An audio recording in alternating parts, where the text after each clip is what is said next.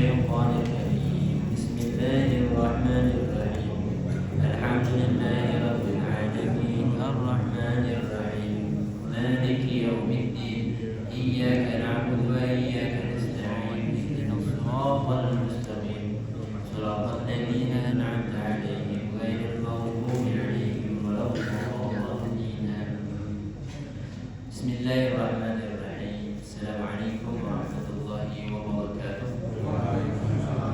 الحمد لله والصلاة والسلام على سيدنا رسول الله محمد بن عبد الله وعلى آله وصحبه ومن والاه سبحانك لا علم لنا إلا ما علمتنا إنك أنت العليم الحكيم ولا حول ولا قوة إلا بالله العلي العظيم. Bapak Ibu jamaah sekalian yang dirahmati Allah, bersyukur kepada Allah Subhanahu wa taala dan ucapan alhamdulillahirabbil alamin. Shalawat dan salam atas junjungan kita Nabi besar Muhammad sallallahu alaihi wasallam. Allahumma shalli ala sayyidina Muhammad wa ala ali sayyidina.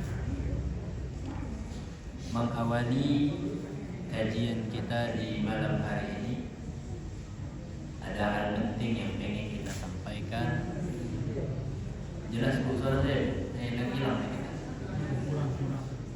Kurang jelas ya Pak? Halo, bagi hujan jadi sinyalnya agak ke ambil hujan ya. Diambil angin sinyal.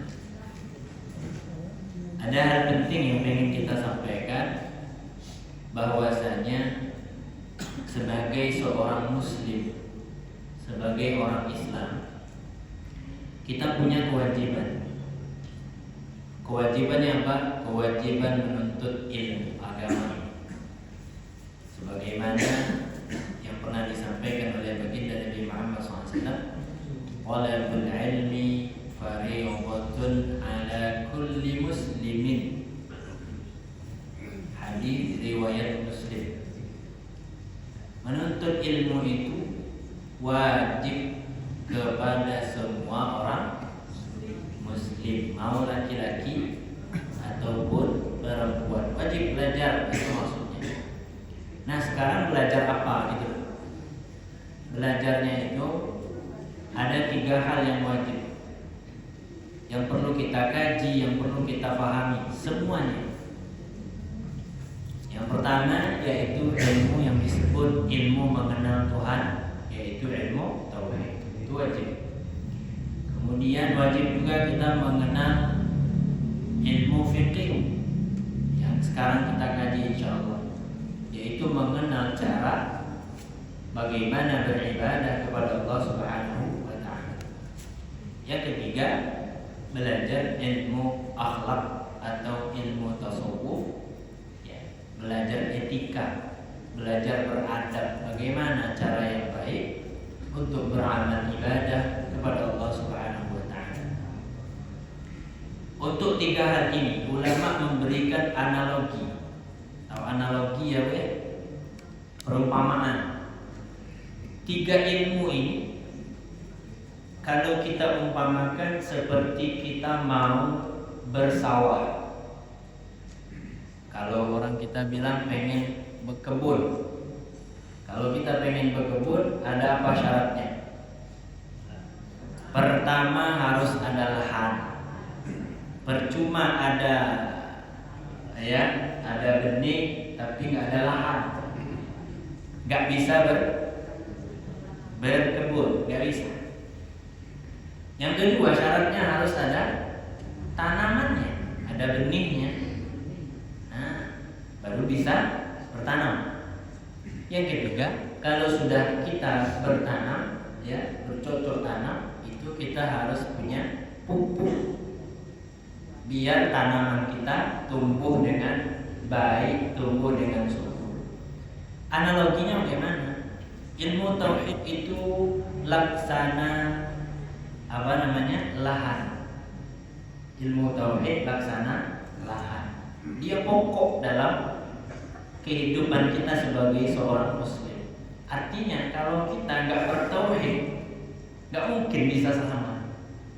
Kalau kita nggak beriman, nggak mungkin bisa selamat, mau itu di dunia maupun di akhirat. Dan ilmu fikih analoginya seperti tanam. Percuma ada lahan dan ada pupuk, tapi nggak ada tanaman, nggak ada benihnya. Bisa panen kita? Nggak bisa. Nah, pupuk laksana ilmu tasawuf, ilmu akhlak laksana pupuk. Jadi walaupun kita punya lahan, kita punya tanaman, tapi kita tidak punya pupuk, tanaman kita kurang subur. Ya kalau subur, kalau kering.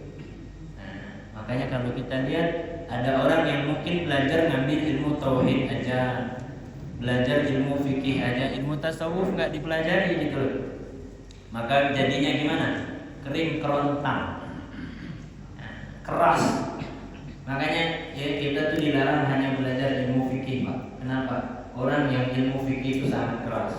Kalau halal ya halal, nggak ada tawar menawar. Kalau benar ya benar, salah nggak ada tawar menawar. Ya, itu belajar ilmu fikih. Orang ilmu tauhid juga bisa berbahaya.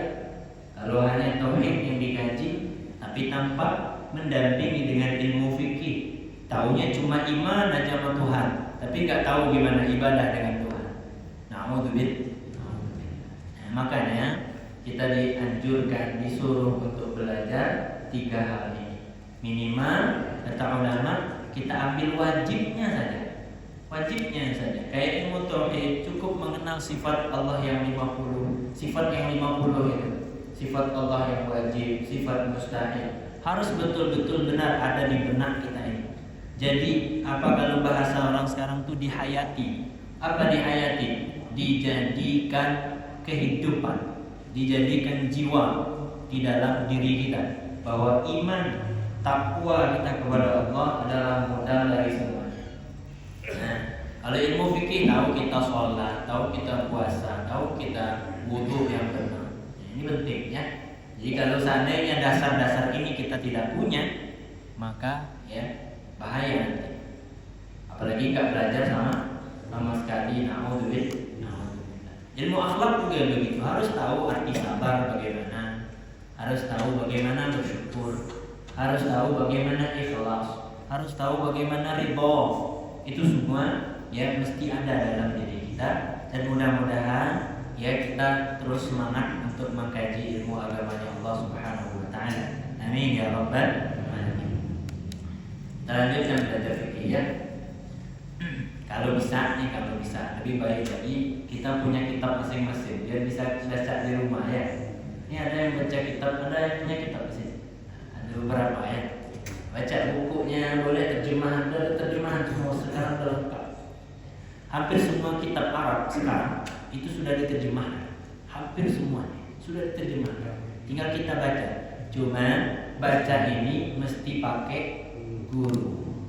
Kalau kita baca sendiri, kata ulama, man ta'allama, ya, siapa yang belajar tanpa guru, ya, siapa yang belajar tanpa guru, fa syaikhuhu syaitanu, maka gurunya adalah syaitan. Orang yang belajar tanpa guru, gurunya siapa? Syaitan. Bahaya, rusak. Kenapa? Gak belajar. Nah, sekarang kita udah ada gurunya. Nah, tinggal yang kurang apa? Kitabnya yang nggak ada nih sekarang ya. Ayo, siapa yang mampu, siapa yang bisa baca ya, alangkah baiknya kalau kita pakai kitab, mau itu terjemah atau pakai bahasa Arab. Terakhir kemarin kita jelaskan tentang rukun sholat. Minggu yang sebelumnya saya sudah sampaikan praktek gerakan sholat. Kira-kira udah paham insyaallah? Insyaallah. Yang ingat, yang lupa. Yang sering saya kadang sampai, kalau tahiyat sering saya sampai. Kalau udah begini tangannya, udah sampai akhir jangan diubah lagi gitu. Assalamualaikum warahmatullahi. Assalamualaikum warahmatullahi. Ada yang masih pakai Assalamualaikum warahmatullahi. Assalamualaikum. Kenapa begitu? Karena tidak ditanamkan sejak sejak dini. Kita diajarin dari kecil nggak begitu gitu. Makanya sampai tua juga sampai begitu. Oke, kita ulangin lagi lah sampai benar-benar kita ingat gitu. Biar jadi dalam benak kita tuh diingat terus. Ditegur lagi, salah lagi, ditegur lagi, terus begitu. Jelas ya? Sama yang sering juga dilupakan dalam ibadah sholat itu apa? Tumak ninahnya. Tumak ninah itu sangat-sangat penting.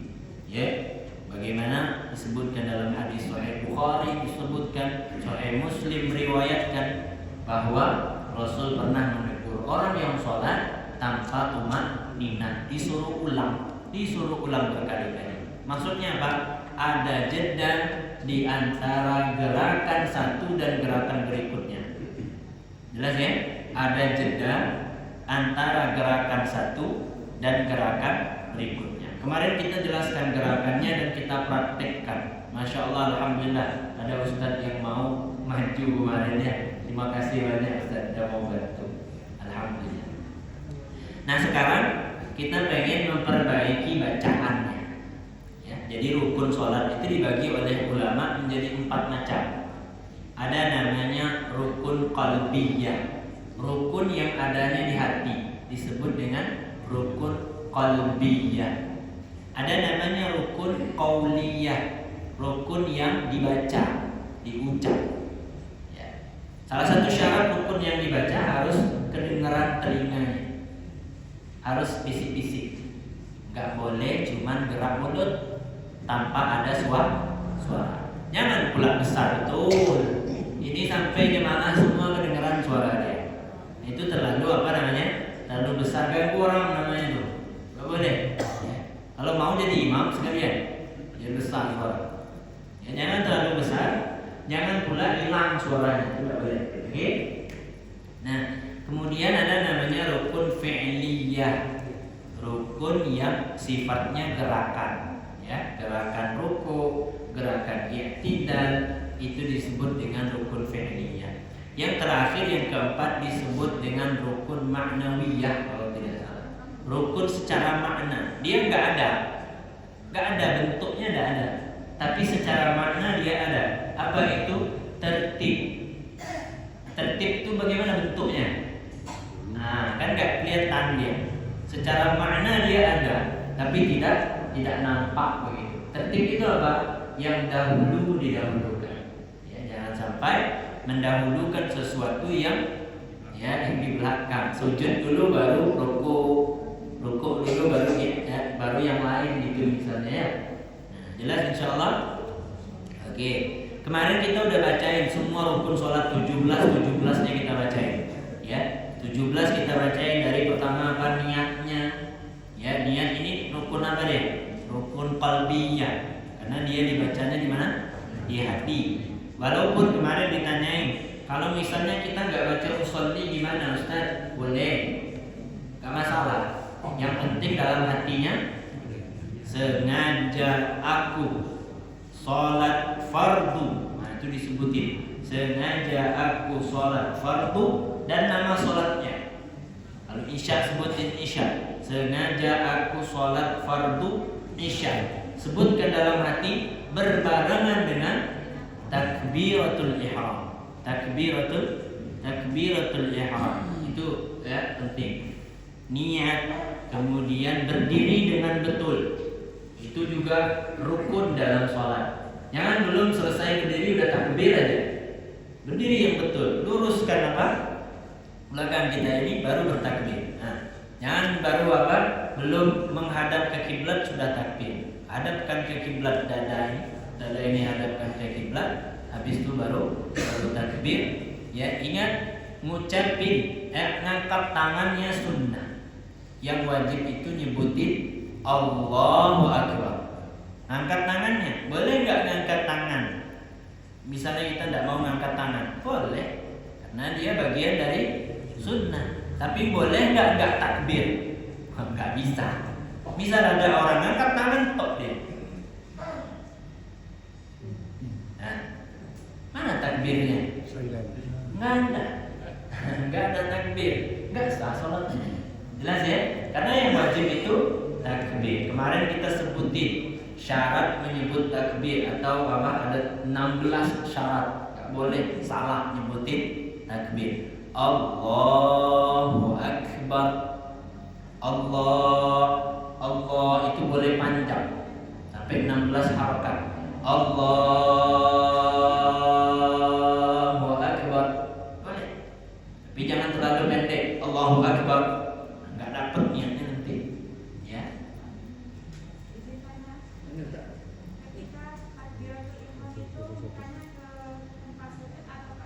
Oh ya, tempat sujud ya, mata ke tempat sujud ya. Jangan juga diangkat ya kepalanya ya. Allah, ada yang begitu. Fokus ini ya, ini lurus, matanya ke bawah ke tempat sujud. Kemudian apa? Angkat tangannya, bukan kepalanya. Angkat tangannya. Allahu Akbar. Jelas? Jangan kepalanya juga ya. Karena apa? Sunnahnya menghadap itu di dalam sholat adalah menghadap tempat sujud ya. Dan itu dari awal sampai akhir, kecuali di waktu kapan kemarin, waktu ngucapin illallah sampai akhir kita melihat di mana, melihat telunjuk kita, itu baru menghadap kemana ya, illallah, asyhadu an la ilaha illallah. Pas illallah telunjuknya diangkat, kemudian kita lihatin telunjuknya ya, sampai kapan? Sampai salam. Assalamualaikum warahmatullahi. Assalamualaikum warahmatullahi. Jelas insyaallah? Oke, jelas Ibu ya? Ada pendapat mengatakan ketika kita sholat, guru-guru bisa di bandara ya, sudah sholat kemudian niat lupa, karena sholat itu tidak boleh diberhentikan. Apakah sah kita dalam sholat itu niat dalam hati langsung atau sholat? Niatnya kapan? Lupanya gimana lupanya? Itu sudah sholat karena buru-buru kan, niat sholat ini lupa. Terus di tengah baru pasang. Ada usaha pendapat kita lah, sholat tidak boleh berhentikan. Jadi kita langsung dalam hati niat di sholat. Oke, jelas. Perhatikan, dengarkan baik-baik pertanyaannya. Ada yang bilang sholat tidak bisa diberhentikan. Itu betul kalau awalnya benar. Saya ulangi, sholat tidak boleh diberhentikan kalau dari awalnya sudah benar sholatnya. Tapi kalau dari awal sholatnya belum benar, ya harus berhenti. Jelas Pak ya? Karena dari awal nggak benar. Kenapa? Oh nggak niat? Gimana caranya orang nggak niat? Sedangkan niat adalah rukun. Saya ulangi ya, boleh kita menghentikan sholat kalau dari awal nggak benar. Jelas Pak ya? Tapi kalau awalnya benar nih, niat udah kita pasang, tiba-tiba pengen berhenti, padahal nggak ada alasan karena kenapa mau berhenti ya, nggak ada alasan ya, pengen berhenti aja, itu dosa tuh dia, haram hukumnya. Haram hukumnya memberhentikan sholat tanpa sebab. Nah ini Ustaz dalam suasana karena pesawat mau berangkat, ya itulah. Panjang kan? Tidak ada alasan, mohon maaf Bapak ya, saya potong. Tidak ada alasan mau cepet-cepet lah. Niat ini sebentar, niat paling sebentar itu niat. Makanya dari awal kita sudah sudah dipasang kan dari awal, ya? Dipasang dari awal. Ini permulaan sholat harus benar. Kalau awalnya nggak benar sampai ujungnya nggak benar. Tapi kalau awalnya benar sampai ujungnya, ya benar juga. Jelas ya Pak ya? Jadi kalau gitu Bapak batalin langsung. Misalnya, lupa, udah batalin, pasang lagi. Sebentar apa lama? Nah untuk pasangnya sebentar apa lama? Sebentar.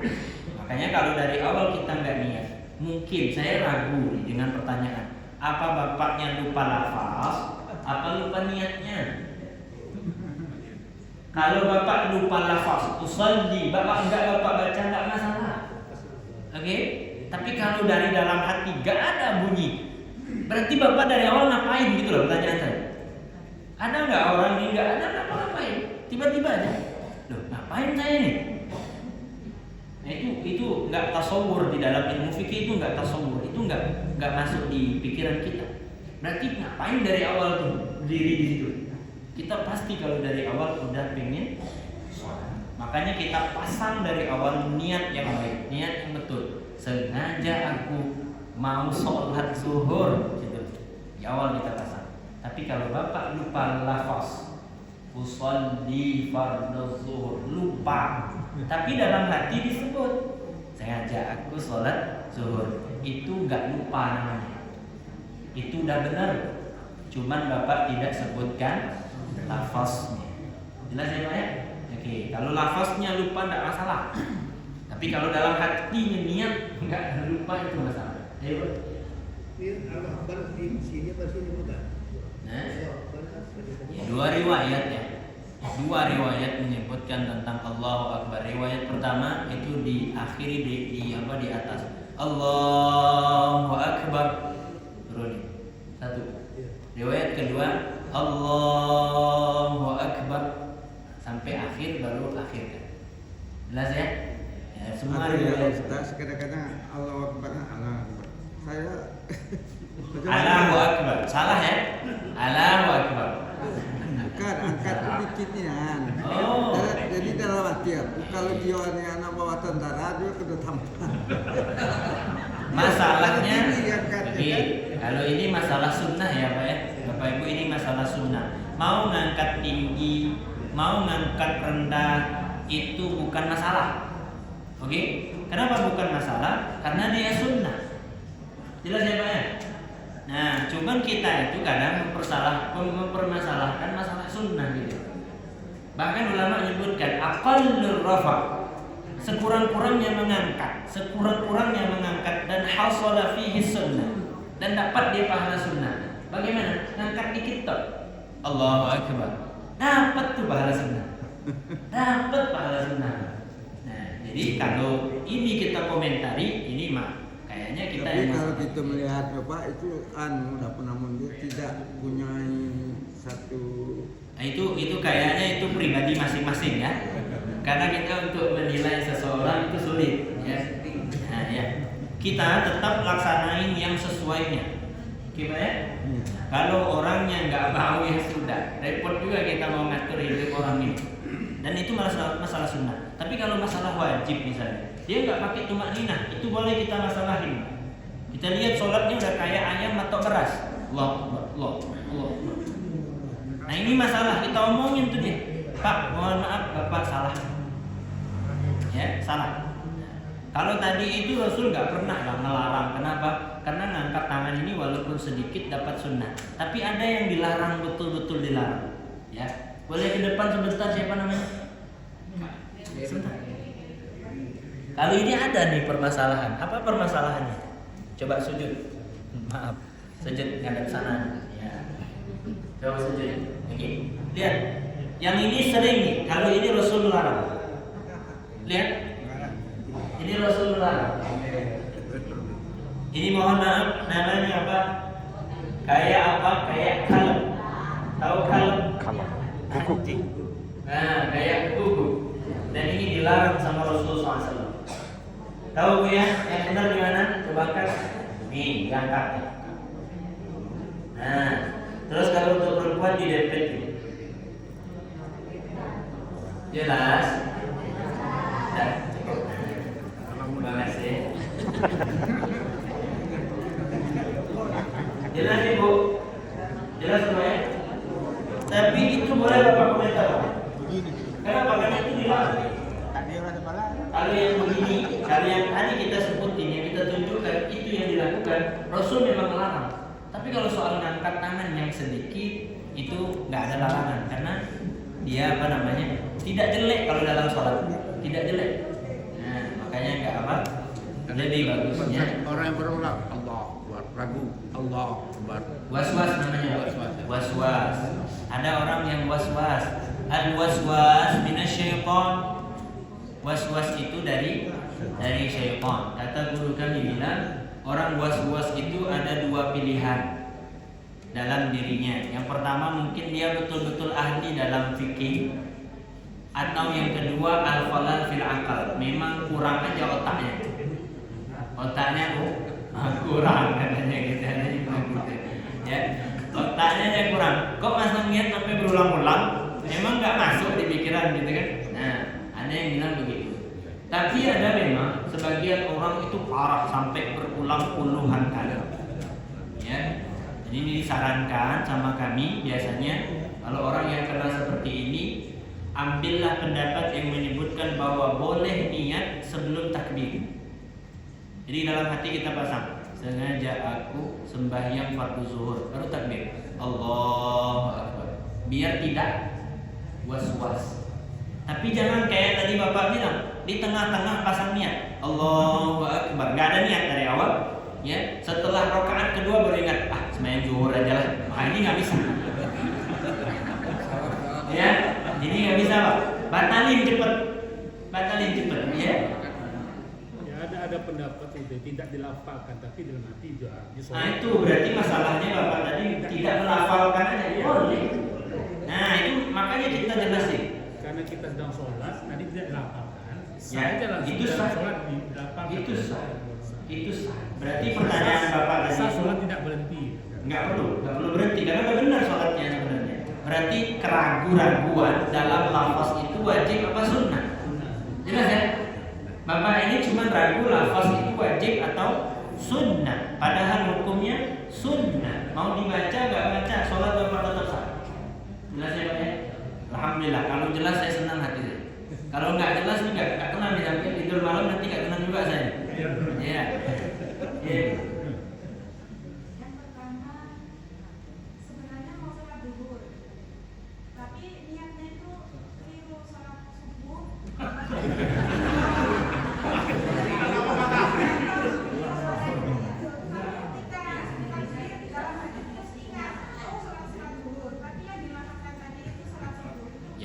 Gak masalah. Al-ibrah bima fil qalb. Yang dianggap itu apa yang di hati, bukan yang di mulut. Ya, boleh. Itu biasa Pak. Kita ini kadang-kadang gitu. Error, sistem lagi error. Biasa. Ya.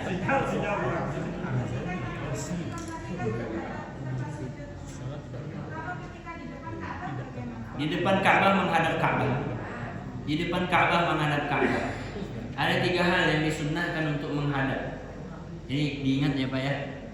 Pertama Al-Quran.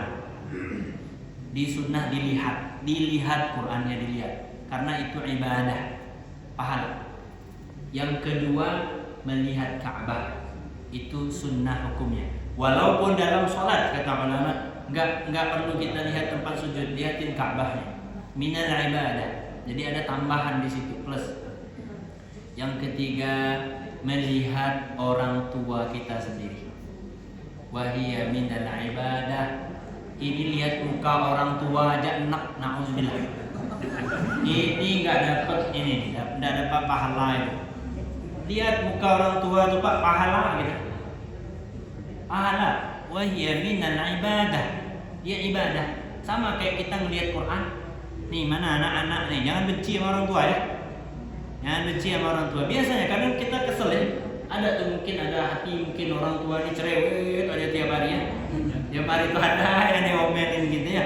Jangan marah, liatin mukanya, dapat pahala. Ya, walaupun kuping agak amat dikit. Nah, biasa.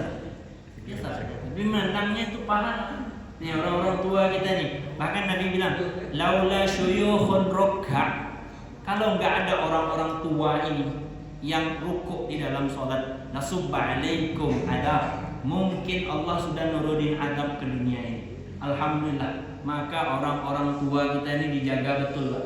Jangan sampai dia nggak sholat lagi di masjid. Nanti takut kita kena adab. Kenapa? Karena mereka lah ya paku-paku bumi kita ini. Orang-orang tua. Mudah-mudahan panjang umur orang tua. Oh jangan salah Pak. Biasanya diejek terus orang tua. Enggak, di bagian ini dia penting. Jangan nanti merajuk orang tua kita. Tidak ada lagi di masjid. Jangan dibuli-buli orang tua kita. Itulah yang penjaga itu paku-paku kita. Ya. Jelas insya Allah. Jelas. Oke. Sekarang ya kita pengen menyebutkan salah satu juga bagian daripada tasyahud, daripada rukun sholat, yaitu tasyahud akhir. Tasyahud akhir ini ada dua versi. Kita katakan ada dua versi. Versi pertama, ya, versi pertama itu yang pendek. Versi pertama pendek. Versi kedua panjang. Nah, boleh kita pakai versi yang pendek, ya, dan sholat kita sah. Boleh juga kita pakai versi yang panjang, sholat kita juga sah. Apa itu versi yang pendek? Kita ucapkan at-tahiyyatu lillah. Jadi ada beberapa pengurangan, ya. At-tahiyyatu lillah. Boleh pakai itu, ya. At-tahiyyatu lillah. Salamun alayka ayyuhan nabiyyu wa rahmatullahi wa barakatuh. Salamun alayna wa ala ibadillahis salihin. Ashhadu an la ilaha illallah wa anna Muhammadar Rasulullah. Itu versi pendek. Nah, ini kalau bapak tadi pas buru-buru pakai versi pendek. Nah, buru-buru misalnya, atau kita sholat tarawih padahal imam terlalu cepat, nah kita pakai versi pendek. Kalau Fatihah nggak ada versi pendek, ya. Fatihah nggak ada versi pendek. Fatihah itu aja udah. Nah, Fatihah udah kita sebutin kemarin bagaimana cara bacanya. Dan kita semua harus benar dalam membaca Al-Fatihah. Jangan menukar hurufnya. Kalau menukar huruf, diulang dari pangkal. Karena Al-Fatihah, perhatikan, kalau kita salah misal baca Fatihah, jangan langsung batalkan. Misal, Alhamdulillahi Rabbil Alamin, Maliki Yaumiddin. Alhamdulillahi Rabbil Alamin, Ar-Rahmanir Rahim, Maliki Yaumiddin. Karena dia masih bisa diperbaiki. Jelas, ya? Kalau misal kita nggak tahu, sabaqal lisan disebut ulama itu apa? Kelancang lidah. Nah, ke apa tuh? Kayak latah atau apalah itu namanya, kelancar lidah. Tiba-tiba nyebut langsung Maliki Yaumiddin, ulang langsung dari awal. Jelas, ya? Kalau lupa, diterus. Terus ingat tak dia kalau salah? Udah ingat? Kalau udah ingat, nambah 1 rakaat. Nambah 1 rakaat karena 1 rukun hilang. Nah, ini resikonya. Kalau kita kehilangan 1 rukun di dalam sholat, kita harus nambah 1 rakaat, mau tidak mau. Ingatnya sudah sholat. Ingat sudah sholat, ulang dari awal. Salah siapa? Nah, begitu. Ya, nggak ada tawar menawar di sini. Semua ada solusinya. Ya, semua ada solusi. Ya, jelas, ya? Jelas insya Allah. Itu versi pendeknya. Versi panjang, dengarkan baik-baik, mudah-mudahan sama. Kalau kurang diperbaiki. At-tahiyyatul mubarakatus sholawatut thayyibatu lillah. Hati-hati baca at-tahiyyat ini karena dia wajib tasydidnya itu dibaca. Jangan at-tahiyyatul mubarakatu sholawatut. Nah, itu hilang tuh tasydidnya tuh. Ya, perbaiki. Dari sekarang ambil teksnya, ulangin lagi. Apa salahnya? Kalau enggak dibawa selimut kalau malu. Misalnya malu Ustaz, dilihat cucung masa baru belajar tahiyyat. Enggak apa-apa. Dari selimut baca di dalam. Oh, lihatnya cahaya ada di dalam tuh. Oh, ternyata kakek saya wajahnya bercahaya. Taunya ada senter di dalam. Lagi ulang tahiyyat, enggak apa-apa. Daripada kita nanti ditanyain malaikat kenapa tidak belajar, kenapa tidak ngulang, ya kita aja Quran kita ulang terus. Tahiyat, pastikan tahiyat kita sudah benar. Itu saja pengen kita sampaikan. Pastikan tahiyat kita benar cara bacanya. Itu aja. Kalau nggak benar rasanya diulang lagi. Kalau perlu minta simak sama yang bagus bacaannya. Coba simak betul nggak bacaan saya. At-tahiyyatul. Itulah cara Nabi dulu ngajarin sahabatnya. Ditalaqi. Apa itu talaqi? Pertemuan langsung dan diulang langsung. Pernah salah satu sahabat disuruh untuk membaca Al-Quran di hadapan Rasul SAW. Apa kata sahabat itu bilang? Ya Rasul, Al-Quran ini diturunkan untuk engkau. Kenapa engkau menyuruh saya yang baca? Antum lebih hafal lah. Bukan gitu. Saya pengen lihat bacaan kamu benar apa enggak. Gitu kan? Iya. Kalau saya tahu saya udah benar gitu. Kamu benar. Hafalannya bagus nggak? Dibacain. Makanya orang yang menghafal Quran harus punya sanad. Kenapa? Biar jangan sampai salah. Dan sanadnya musalsal, mutasalsil, bersambung-sambung sampai ke baginda Nabi Muhammad SAW. Dan itu harus duduk betul-betul 30 juz itu di depan syekhnya. Salah satu ulang dari awal, Pak. Nggak main-main. Sesulit itu talaqi disebutnya. Dan itu dibacain sama sahabat dari surah apa? Dari surah Al-Baqarah, dilanjutkan surah Ali Imran, dilanjutkan surah An-Nisa. Setelah akhir surah An-Nisa, Rasulullah itu matanya apa? Mengalir air matanya. Kemudian Rasul bilang, berhentilah sampai di sini. Rasul mengalir air mata. Bahagia melihat ada penerus daripada pembacaan Al-Quran. Nah, sekarang kita juga begitu harusnya kan? Nah, mau apapun. Kenapa? Karena kita nggak punya dasar belajar ini. Dasar belajar disimain sama guru, pernah belum, Pak? Disimain sama guru bacaan, pernah belum? Takut gitu. Nah, pada takut, nggak apa-apa. Kami dari pondok, Pak, kalau salah ya Allah, na'udzubillah, hukumnya minta ampun, ulang. Nggak bisa ulang, salah bacaan kamu. Tiap hari itu ditekan terus. Ya, kalau kita kan ditekan kalau kerjanya tidak becus ya. Nah, kalau kami di pondok kalau bacaan tidak benar ya ditunjukin. Fatihah yang belum bagus, belum lulus, masya Allah. Karena begitu memang ajaran Rasul. Harus benar. Gak bisa sembarang yang penting sholat Ustaz. Ustaz serius betul lah. Apa ini ngomongannya? Alhamdulillah. Emang mau kita dibilang sama malaikat, ya udahlah, yang penting yang penting selamat. Gak usah masuk surga kan tidak masalah. Mau gitu? Kan tidak enak kita. Adalah kita mau dekat pintu aja tuh liatin orang. Enak ya kita dalam surga. Liatin. Mau nggak gitu, Pak? Nggak mau kita. Kita mau masuk kita maunya. Nah itu syaratnya panjang. Nah dari sekarang ya at-tahiyyatul mubarakatus shalawatut thayyibatu lillah. Assalamu alayka ayyuhan nabiyyu wa rahmatullahi wa barakatuh. Assalamu alayna wa ala ibadillahis salihin. Ashhadu an la ilaha illallah wa ashhadu anna Muhammadar Rasulullah. Sampai situ berakhir disebut dengan tasyahud. Jelas? Sampai di situ tasyahud berakhir.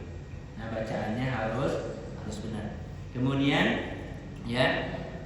apa lagi? Baca sholawat. Itu juga bagian daripada rukun sholat. Allahumma salli ala sayyidina Muhammad.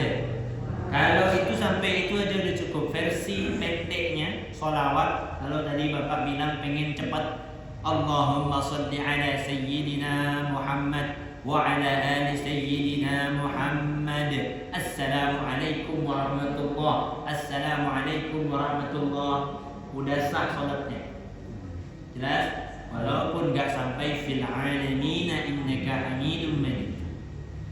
Jelas insyaallah. Kalau untuk sholawat daripada yang panjang disebut dengan sholawat Ibrahimiyah. Sholawat apa namanya? Ibrahimiyah. Karena di situ disebutkan nama Nabi Ibrahim. Allahumma salli ala sayyidina Muhammad wa ala ali sayyidina Muhammad kama sallaita ala sayyidina Ibrahim wa ala ali sayyidina Ibrahim wa barik ala sayyidina Muhammad wa ala ali sayyidina Muhammad kama barakta ala sayyidina Ibrahim wa ala ali sayyidina Ibrahim fil alamin innaka Hamidum Majid. Jelas? Jelas insyaallah ya. Nanti di rumah ulang lagi ya. Ulang Pak ya. Sekarang udah banyak media kita udah Masya Allah buka handphone kita tasyahud. Cuma hati-hati kalau di sekarang itu di handphone, kadang di Google itu kita nggak harus pilih-pilih lah. Betul-betul pilih. Kalau sesuai kita ambil, kalau nggak sesuai nah Hati-hati. Ya. Kemudian yang terakhir salam. Nah, ini yang kemarin ya. Salam harus benar. Di sini disebutin salam itu ada syaratnya. Apa syarat daripada salam? Syaratnya sampai 11. Masya Allah. Sampai, kalau di sini disebutin 10 aja. Ada 10 syaratnya. Ya, 10 syarat salam. Kita bacain ya. Syurutu taslimin tahlilis salat idza aradtaha tis'atun sahhat bi ghairi mira. Arif wa khatib. Pertama, ya, isyaratun ila syarat. Ya. Harus dengan lafaz ta'rif. Ta'rif itu apa? Harus as-salam, pakai alif lam di depan. As-salam. Jadi kalau kita baca gini, Assalamualaikum warahmatullah. Assalamualaikum, enggak sah. Salam, salam. Enggak ada seriusnya enggak? Alhamdulillah.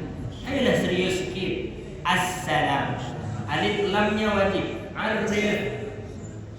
Kemudian yang kedua, khatib harus ada kumnya.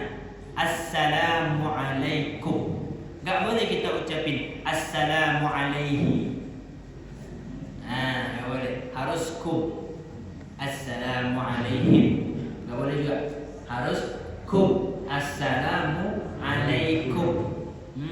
Kemudian sil, katanya fala fasala bainahuma lam yasih. Falau fasala bainahuma lam yasih. Tak boleh dipisah. Assalamualaikum. Enggak boleh dipisah. Enggak boleh dipisah, harus disambung. Kita bikin syaratnya itu seminim mungkin. Jangan sampai ada kesalahan. Assalamualaikum. Itu yang wajibnya itu, Pak. Assalamualaikum.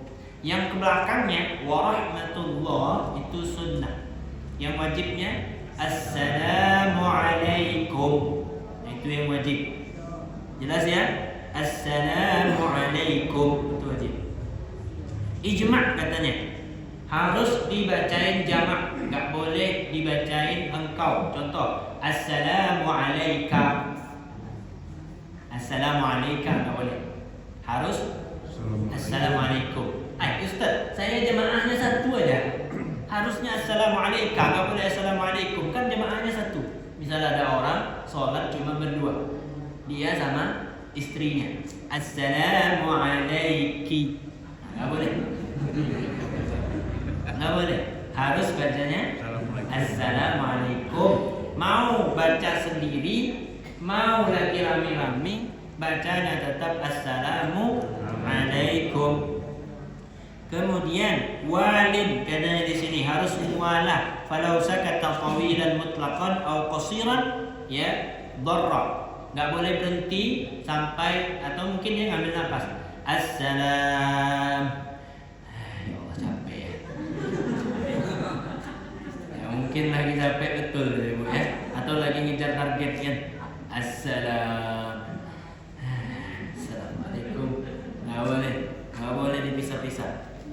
Kun mustaqbilah, harus menghadap kiblat. Nah, ini kita bilang tadi. Kalau sudah kan tadi menghadap, mata kita kan ngadap sini ya. Nah, kemudian harus ngadap kiblat. Ya, harus ngadap kiblat. Enggak boleh salam ya, badannya belum sempurna menghadap kiblat. Oke, contoh. Assalamualaikum warahmatullahi. Di mana dadanya? Kemana dadanya? Enggak ke kiblat, harus ke kiblat dulu. Assalamualaikum warahmatullahi. Ya, Assalamualaikum warahmatullahi.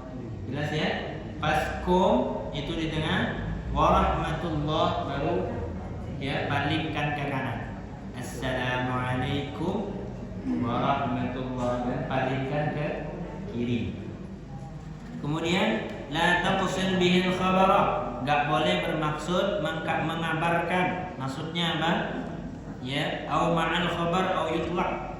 Ya, kayak ngabarin orang, mungkin ada orang masuk, diganti sama dia Waalaikumsalam. Atau ngasih tahu assalamualaikum. Misalnya ada suaminya datang ya, jangan niatin ini mengabarkan kalau dia lagi sholat, nggak boleh. Jadi dalam sholat itu misal, nih ada contoh kita lagi sholat, orang datang ke rumah, ya. Nah, boleh kita menguatkan suara kita, biar ngasih tahu orang itu kita sholat. Tapi nggak boleh diniatin ngasih tahu gitu loh. Kita angkat aja suara itu dengan niat berzikir. Jelas ya?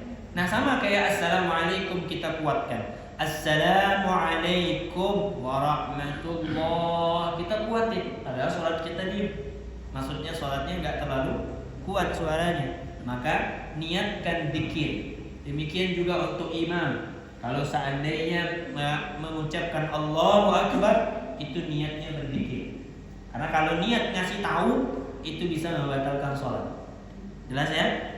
Kemudian ijlis, ya syaratnya juga yang ke-8 harus dalam keadaan duduk. Duduknya benar. Jadi kalau duduknya nggak benar, nggak bisa. Nah, ini syarat yang penting juga. Yang ke-9, kita habis ya. Yang ke-9, asmi' bihi nafsan. Dengarkan suara salam itu ke kuping sendiri. Kalau kita sendiri, assalamualaikum warahmatullah. Assalamualaikum warahmatullah. Bisik-bisik Pak. Nah, jangan tiba-tiba selesai aja. Tak ada suaranya. Enggak sah sholat. Ya, beda kalau orang bisu. Kalau orang bisu ya sholatnya begitu. Kalau dipaksa ngomong berarti dia bersuara. Kan bisu namanya.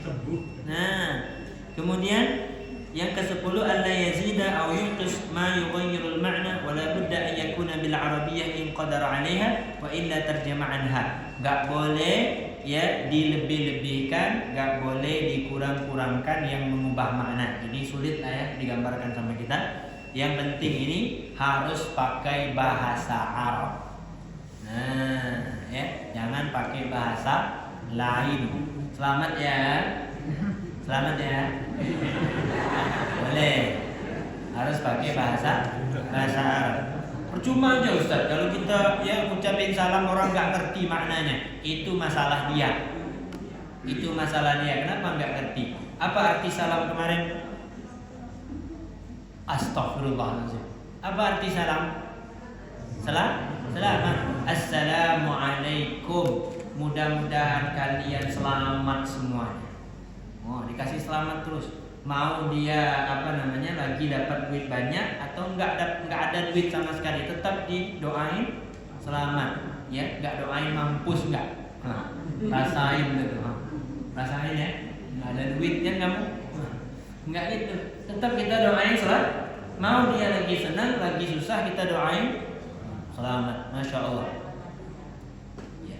Ada yang menanya Ustaz ya. Ini ada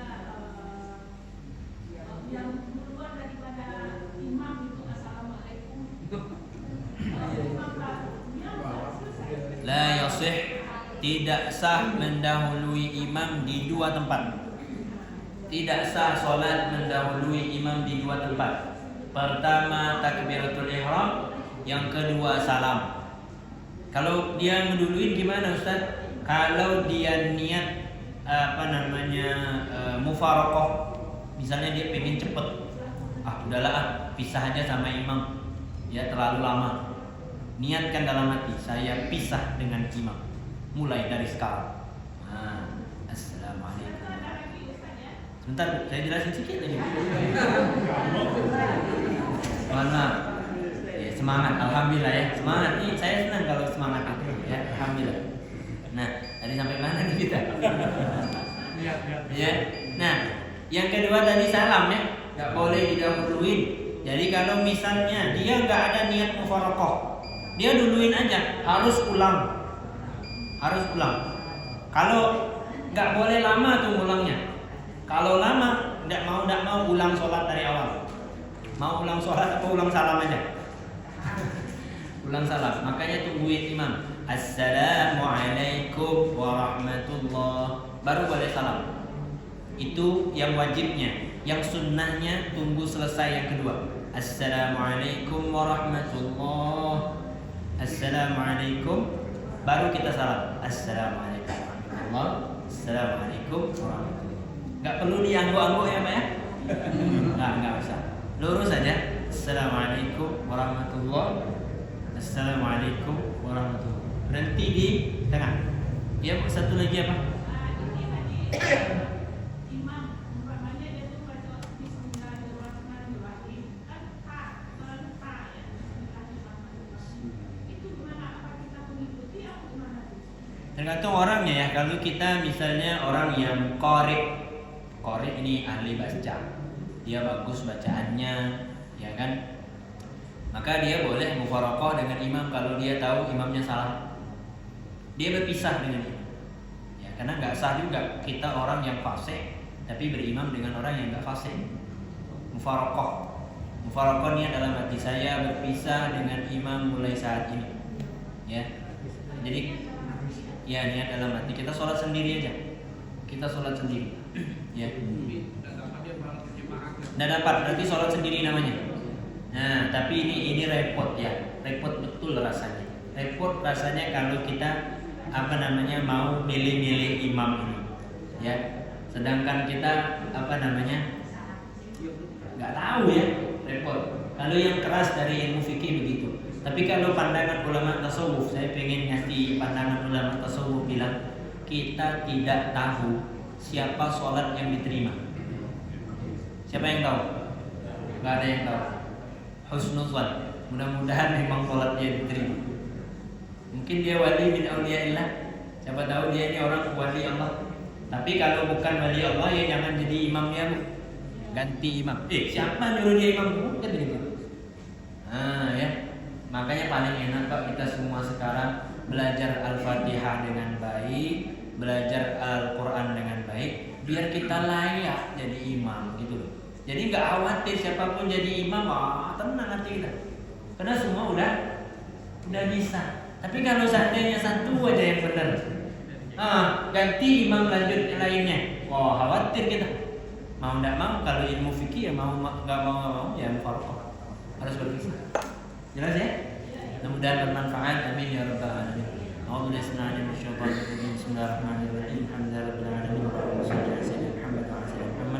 ربنا آتنا في الدنيا حسنة وفي الآخرة حسنة وقنا عذاب النار وصلى الله وسلم على نبينا محمد وعلى آله وصحبه الحمد لله رب العالمين والعفو منكم السلام عليكم ورحمة الله وبركاته. Bapak dan Ibu sekalian, dalam pengajian kita pada malam ini